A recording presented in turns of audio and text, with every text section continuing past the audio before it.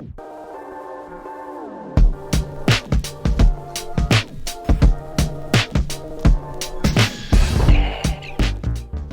soccer fans, welcome back to the Feed the Fire podcast. I'm your host Nick, and in this episode we are previewing the Chicago Fire's next match, an away day at Seattle. And maybe looking ahead at this matchup against the Sounders will cheer me up just a little bit after watching the United States lose to Panama 2-1 in Copa America just within the last hour or so.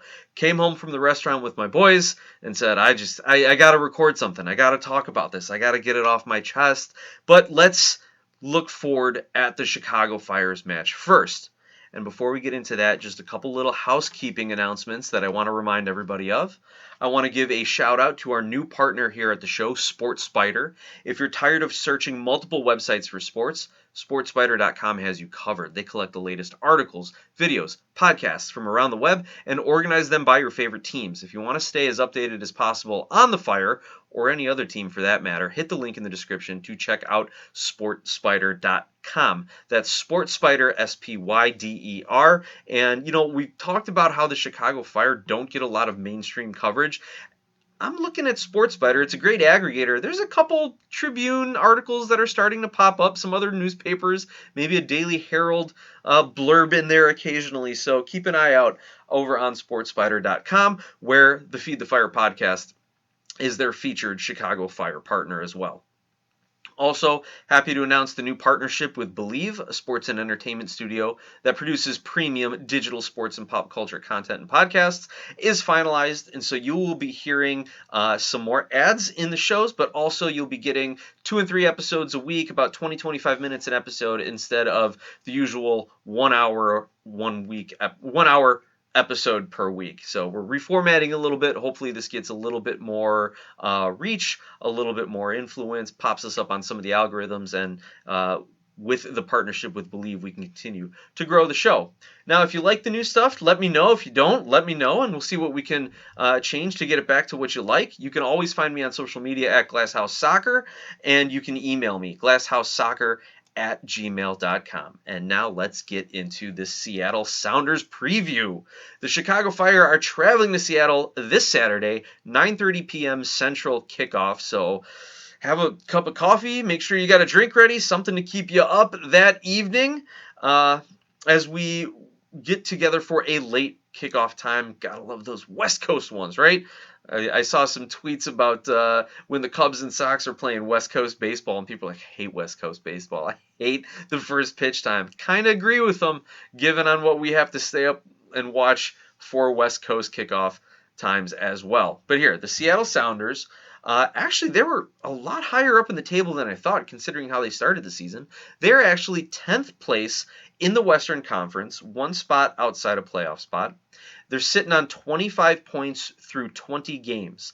So they do have 1 or 2 games played more than most of the other teams in the conference.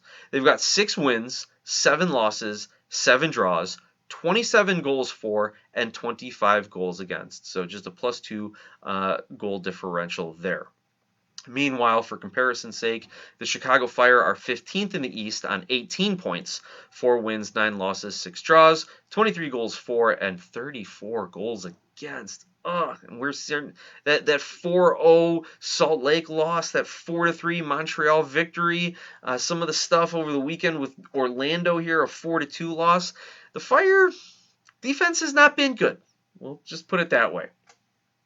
And speaking of form, though, Seattle is actually in fairly good form.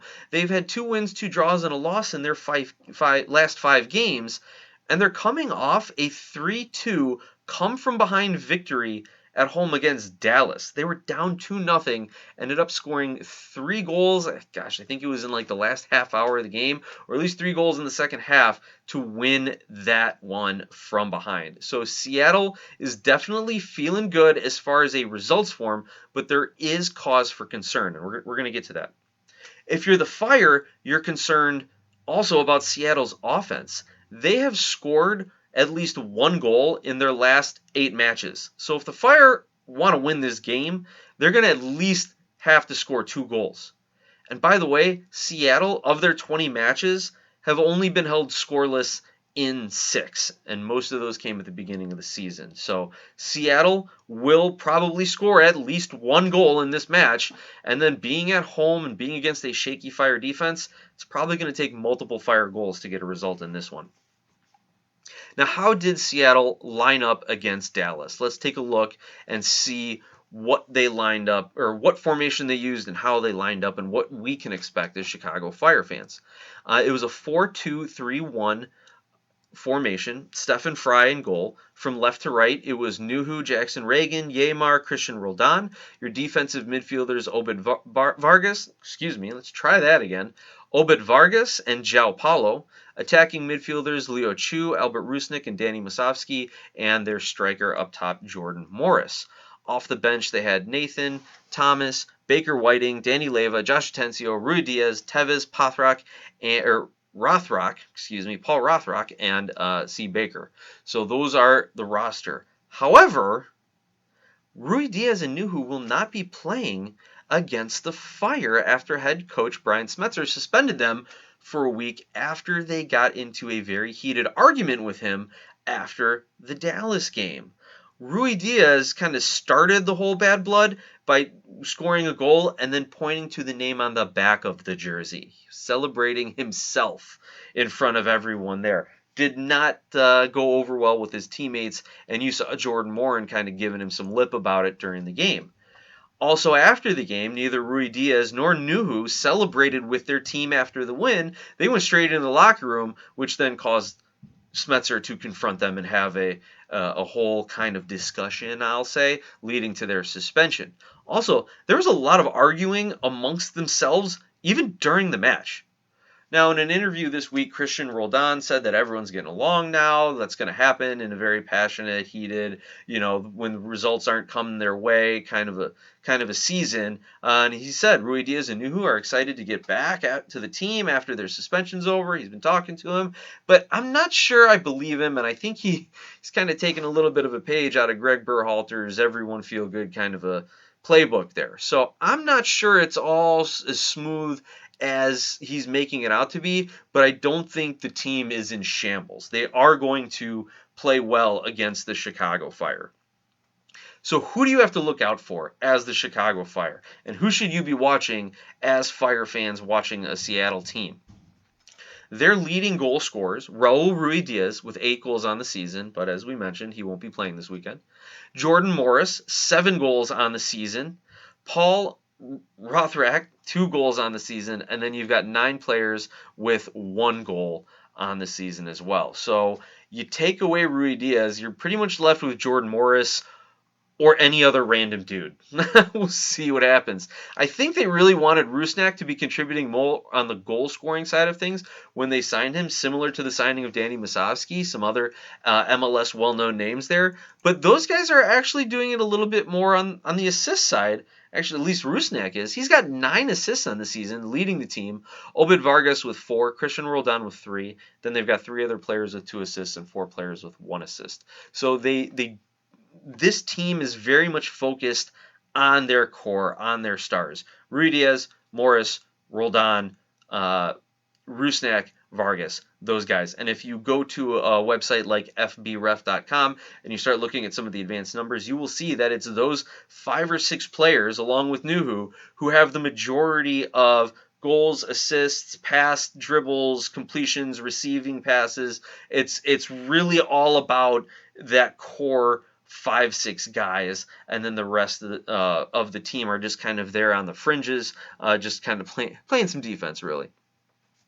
Now, relative to the rest of MLS, Seattle is a fairly statistically average team. However, they are 4th in the league in progressive passes, so that does lend to them being able to maintain possession while advancing the ball. So a progressive pass is measured a sequence of passes moving the ball towards your attacking goal by 10 yards. So they are definitely good at maintaining possession and advancing the ball.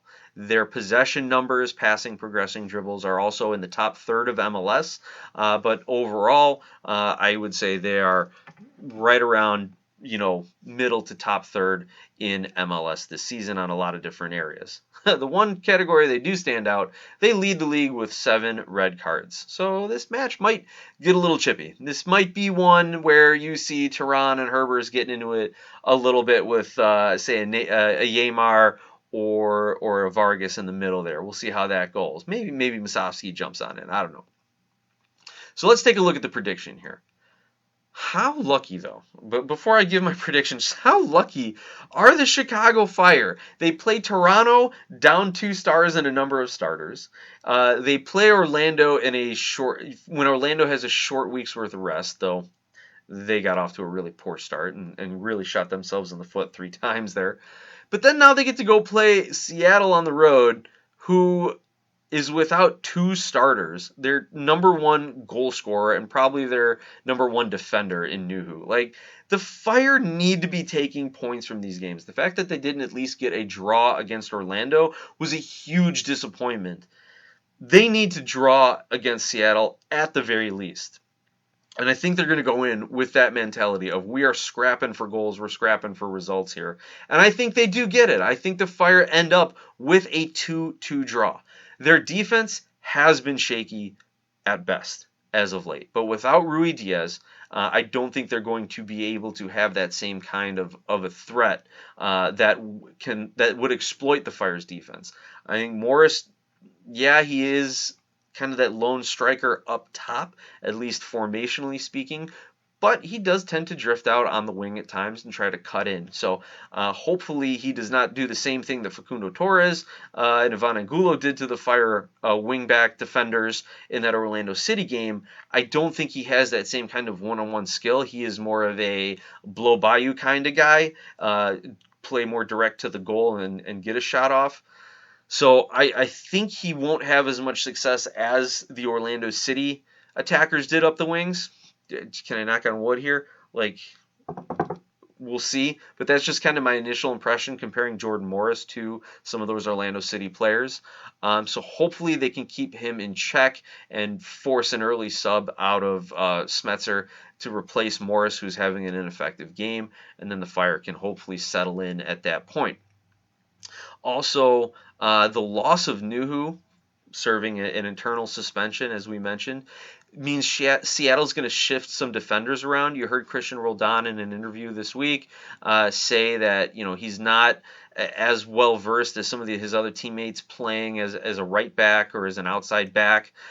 He is more of a midfielder, and he said he will drift up. So hopefully the Fire, if they do see Christian Roldan drifting forward into more of a midfield position, can attack the space that he's vacated and take advantage of that.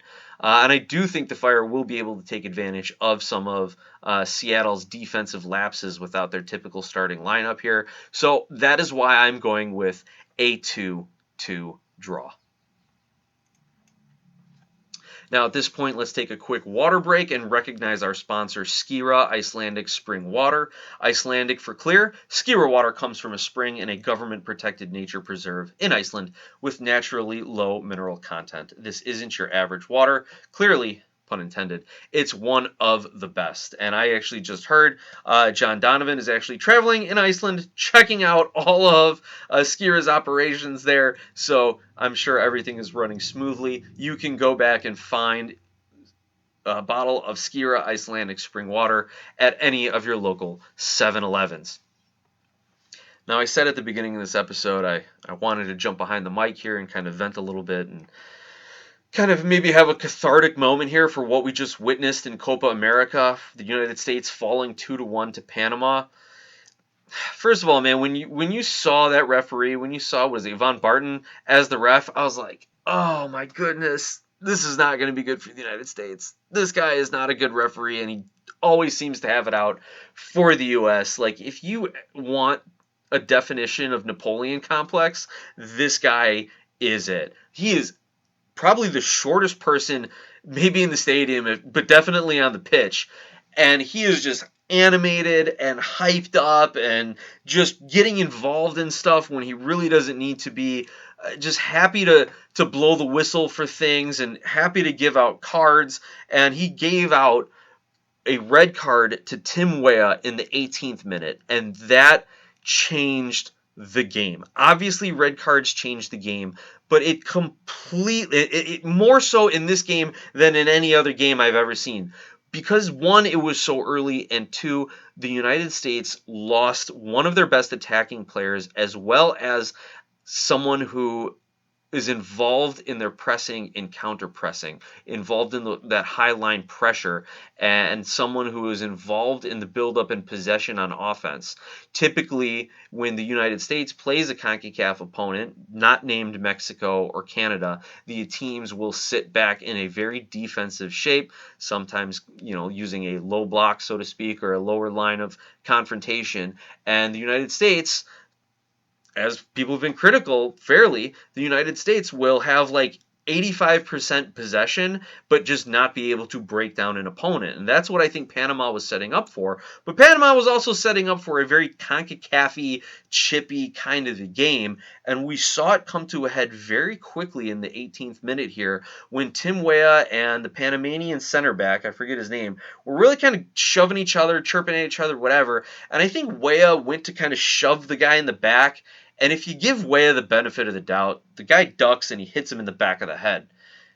Looking at the replay, though, it seemed a little bit more obvious that it was Weah who just loses his cool completely and punches the guy in the back of the head. And originally he gets a yellow card, goes to VAR. It's hard to argue that it's not a red. And if I was a neutral, I would be like, okay, yeah, that was really stupid on the part of Tim Weah. And I'm at the local beat-ups and I'm yelling at the TV and I'm hating on Barton here and the ref, or Barton or whatever his last name is. And you'll watch, and I try to calm down, and then I just look and I go, yeah, it's a red card. Oh, great. And Tim Weah knew it. He just walked right off. He didn't even drop his head. He didn't even try to chirp at anybody. He just walked just like he was walking to the bus stop, just walked to the locker room. Not a good way to start the game for the United States. Now, I was a little hopeful because 4 minutes later, Florin Balogun scores and puts the U.S. up 1-0, even though they are down a man. And I'm thinking, okay, maybe the U.S. can still kind of play a little bit of that possession game, even a man down, even without an attacker, and even without Tim Weah, one of their best players. But alas, several minutes after that, Panama equalizes, and the script really flips. Instead of the United States having possession and Panama trying to sit back, absorb, and counter, it completely changed. That became the United States' strategy, and they seem to be doing it pretty well. I will give Christian Pulisic a lot of credit in the way he had to drop back and play defense, especially in that second half when they went to a 5-man back line, and he had to drop a little bit deeper to not only pick up the ball and try and start the offense, but also help force some of those turnovers and play on defense. And along that back left side of the United States in the second half, there was some really, really good communication. There was maybe a 4-minute sequence where it was Pulisic and Robinson and Scally, I think, just like having to switch off on defenders. I mean, it almost looked like in basketball when they were playing a zone defense and everyone's got to rotate around the perimeter to cover the shooter before they can get a shot off. Well, that's what was going on. They were rotating defensive assignments prior to any of the Panamanian players being able to drive to the goal or get a cross off. It was excellent communication and excellent defending, and there were even times when it looked like they were going to spring a counterattack out of it, and one time they did and almost got another goal out of it. So I think Pulisic played another really good game. In the 88th or 89th minute, draws a red card, a straight red from Coco Carrasquilla, the Houston Dynamo player, who Panama commits a foul, U.S. goes quick, Pulisic starts driving, and this isn't even like a yellow card, I'm just going to pull the back of your jersey to break up a counterattack. No, Carrasquilla just loses control for a moment and just kicks, like just takes the legs out, sweeps the leg almost, kicks Pulisic right in the calf, takes him down. Pulisic gets up, runs right at Carrasquilla, throws his shoulder into his chest. And if you were watching some of the replays in slow-mo, There's a few choice words. I think I may have seen the B word come across Pulisic's lips there in the direction of Karaskia. Who knows what he did and walked off. He took his sweet time trying to kill off as much time. And even Berhalter's losing his mind on the sideline saying, get him off, get him off. But then Chris Richards comes in, mixes it up, gets into the scrum, gets himself a yellow card as a result of it. But all in all, this was a pretty terrible game. And because Weah got the yellow card, or I'm sorry, got the early red card, it forced the United States to sit back and play defensively and try to spring these counterattacks. But then they were springing counterattacks shorthanded without the extra attacker in Weah. So it really, really just changed everything. I want to just kind of run through some of the grades that ESPN gave the players just to kind of jog my memory and things here. Matt Turner was subbed out at halftime after a leg contusion is what they called it, but he got run into by a Panama player. Fairly obvious he wasn't playing the ball, and Turner even said, he's like, I'm up in the air outstretched trying to grab the ball. This guy runs into me. You're not even going to give him a yellow card, and the referee's like, you know how he is. But there was nobody on the team who had higher than a 6, except for Pulisic with a 7 and Balogun as an 8 because of his goal scoring. I thought he was going to get another one. He was playing well. There was one point where some of the broadcasters said, I'd like to see Balogun fight through some of these tackles instead of drawing the foul and taking the foul. And if he could fight through it, maybe create something. But it's hard to fault the guy for doing that in a game against the Panama team who pretty much came out saying, we're just going to hack them and see what we can get. But yeah, the defense was really, really poor today. Maybe it was because they didn't want to get caught out of position if they pushed too far forward. But even then, Panama was dribbling through them, was passing through them. I counted at least 3 times American defenders got nutmegged. And one of them was on the goal, and on the other one it was twice in one play, which led to another shot. And had Muriel had a little bit more power on it could have been a worse result than 2-1 for the United States. So the defense was just... They were just out there. They were just occupying space. It's like they didn't want it. It's like, hey, we're in the South American tournament. Why are we playing Panama? Like, they didn't even want to be there. Like, that was a terrible thing. Cameron Carter-Vickers, I was laughing. The designated players podcast put out a tweet that's like, CCV hasn't been good in the friendlies. We'll see. They're not comfortable with him in this one. And yeah, sure enough, he had the lowest score on the ESPN rating other than Tim Weah with a 4. And definitely almost gave up a penalty. And even though it was not a penalty, the fact that he's slide tackling straight on a player in the box, like, you just can't do that. It was called a penalty and overturned on VAR, thankfully. But what are you doing in the middle of the 18, straight on slide tackling a guy? Like, it almost looked like he was just laying down, but just stuck his feet out. Like, it was not a good play. And he was not solid throughout this match. Who else? Weston McKennie, non-existent, other than the opening goal that was called back offside in like 3 minutes or something like that. But I don't know. He is just not... He's not the impact player that we have seen him be in the past and that the U.S. needs him to be. He has not been that over the last couple games. Let's see, who else? Ricardo Pepi kind of came in, wasn't impressed. He only had about 20 minutes or so. Same thing with Josh Sargent. He only had like a handful of minutes. So he had really no chance to influence the game. Ricardo Pepi just, I don't know, he just did not seem like he was up for this challenge. And if you want to be critical of him, then yeah, okay, you're not playing a CONCACAF minnow. He's out of his league. But he just didn't seem to embrace the moment and rise to the moment. It seemed like, again, like a lot of the players in this match, they were just kind of playing the game, going through the motions. Maybe they're getting tired. When you're playing with 10 men, you are running a little bit more. It's tournament soccer. Who knows? But I'll leave you with this thought, and this was something that I saw Tim Hatza of Men in Red 97 Media put out. And he said, look, the United States are in a must-win situation in a major tournament. Isn't this what we wanted to see? Isn't this how we wanted to evaluate this team?